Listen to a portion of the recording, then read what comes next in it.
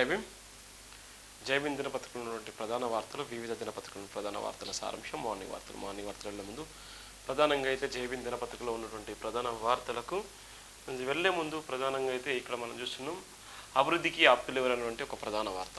అభివృద్ధికి ఆప్తులు ఎవరు, అభివృద్ధిలో భాగస్వామ్యం అయినటువంటి వ్యక్తులు ఎవరు, అభివృద్ధికి సపోర్ట్ చేసేటువంటి వ్యక్తులు ఎవరు, అభివృద్ధి ఏ పథంలో ఉంది, అభివృద్ధి అడ్డుకున్నటువంటి వ్యక్తులు ఎవరు, ఈరోజు ఏ విధంగా ఉన్నటువంటిది ప్రధానమైనటువంటి వార్త.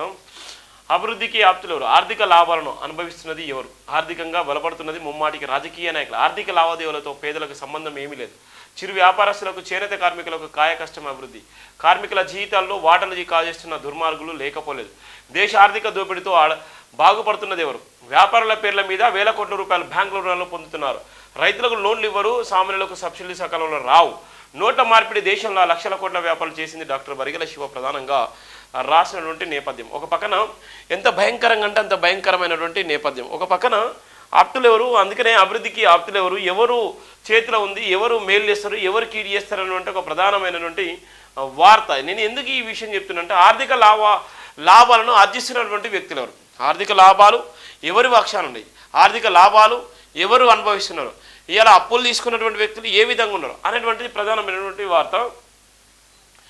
దేశంలో ఎక్కడ చూసినా అభివృద్ధి అంతా ఒకవైపు నడుస్తుందని ఆర్థిక బాధలు మరోవైపు నడుస్తుండడం చూస్తుంటే సామాన్యుల అభివృద్ధికి ఆప్తులు ఎలా అవుతారంటూ డాక్టర్ బరిగెల శివ తీవ్రంగా పరిగణించారు.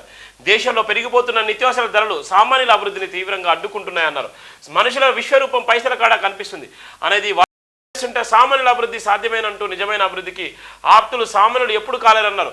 అభివృద్ధి అంటేనే ధనికులు, అభివృద్ధి అంటేనే నాయకులు, అభివృద్ధి అంటేనే వ్యాపారస్తులు, అభివృద్ధి అంటేనే అధికారుల అభివృద్ధి, అంటేనే ప్రైవేట్ రంగ సంస్థల అభివృద్ధి, అంటేనే ప్రైవేట్ వ్యాపారస్తుల అభివృద్ధి, అక్రమ దోపిడీదారుల అభివృద్ధి, అంటేనే సామాన్య ప్రజలకు దోచుకునే వాళ్ళంటూ ఈ విధంగా వందల రకాల పేద ప్రజల అభివృద్ధికి ఆప్తులు కాకుండా అడ్డుతున్నారు. ఈ నేటి సమాజంలో ఒక పక్కన అభివృద్ధి పేరుతో మోసాలు చేస్తూ, ఒక పక్కన అభివృద్ధి అనేటువంటి మాటతోనే ఇలా వేల కోట్ల రూపాయలు దండుకునేటువంటి పరిస్థితి. ఒక పక్కన అభివృద్ధి అనేటువంటి నేపథ్యంలోనే వేల కోట్ల రూపాయలు కూడా గర్జించే నేపథ్యం ఉంది, వేల కోట్ల రూపాయలు కూడా దోచుకునేటువంటి పరిస్థితి అయితే మనం చూస్తున్నాం. ఎంత దారుణం అంటే అంత దారుణం.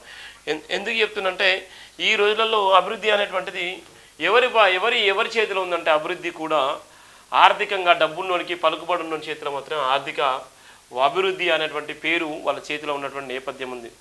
ఇక ప్రధానమైనటువంటి వార్త.